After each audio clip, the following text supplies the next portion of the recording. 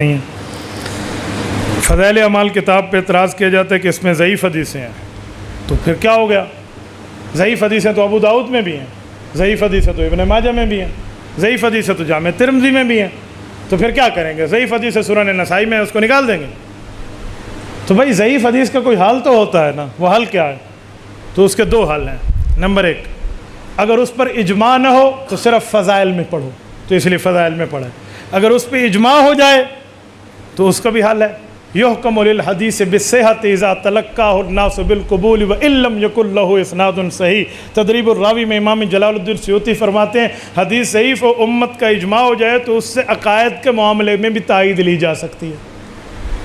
اور امام ابن عبد البر مالکی کی کتاب ہے، وہ کہتے ہیں اگر حدیث صحیح ہو تو ٹھیک ہے، ضعیف و امت مان لے تو اس کو صحت کا درجہ مل جاتا ہے۔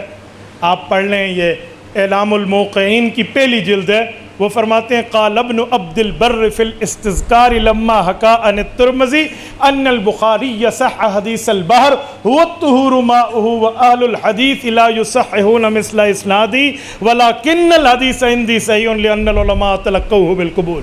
یہ اصول حدیث ہے کہ جس پر علماء کا اجماع ہو جائے وہ ضعیف حدیث بھی صحیح ہو جاتی ہے۔ تو ضعیف حدیث کا حل بھی ہے، اور حدیث ضعیف نہیں ہوتی سند ضعیف ہے، دوسری صحیح سند مل جاتی ہے تو یکوی بازو بازا۔ بھئی یہاں سے تھوڑی سی دیوار کریک ہو جائے تو اسے دوبارہ پلسٹر کر دیں، اتنی سی تو بات ہوتی ہے بھائی۔ تو ضعیف حدیث کا جواب بھی علماء کو پتہ ہے نا۔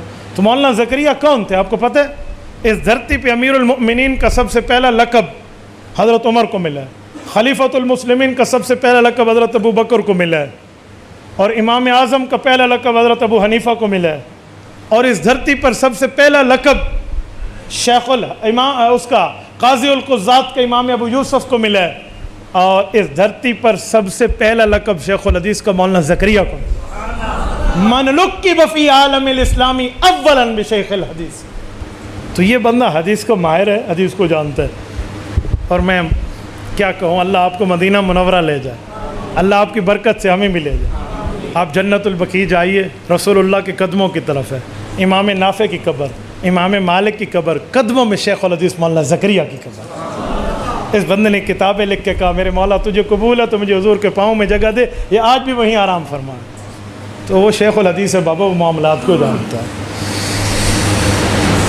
ایک آدمی کہتا ہے کہ مولانا زکریا کا دماغ کمزور ہو گیا تھا آخر عمر میں، تو حضرت زکریا نے کہا کہ آپ اس کو چھوڑ دیں، پھر فضائل اعمال لکھی، زیادہ تر ضعیف حدیث ہیں۔ یہ بندہ جھوٹ بولتا ہے، جھوٹ بول رہا ہے، سچ کے ساتھ جھوٹ ملا رہا ہے۔ فضائل اعمال کی بات نہیں تھی، فضائل میں اعمال میں ایک چھوٹے سے رسالہ ہے حکایات صحابہ، یہ اس کی بات ہے۔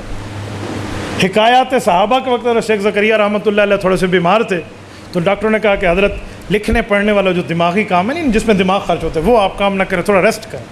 حضرت نے ایک عرصے تک ریسٹ کیا تو پھر کہا یار یہ فارغ دن ہے، حدیث کی خدمت میں لگا دوں، صحابہ کے واقعات لکھ دیں، وہ حکایات صحابہ، پوری فضائل اعمال نہیں ہے۔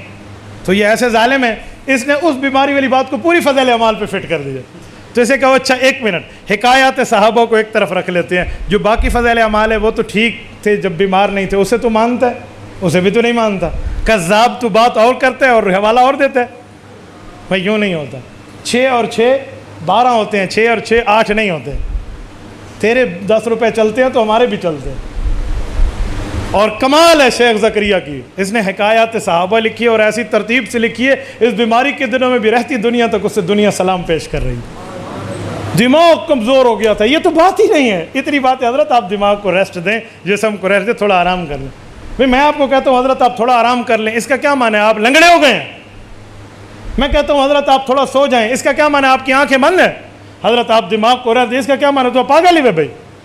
خدا کے بندے، ریسٹ دینے کا یہ معنی ہوتا ہے کہ وہ پاگل ہو گیا؟ تو کیا لفظ ہے اور کس لفظ کو تم نے کیا سے کیا بنا دی؟ تبارك الذي نزل الفرقان على عبده ليكون للعالمين نذيرا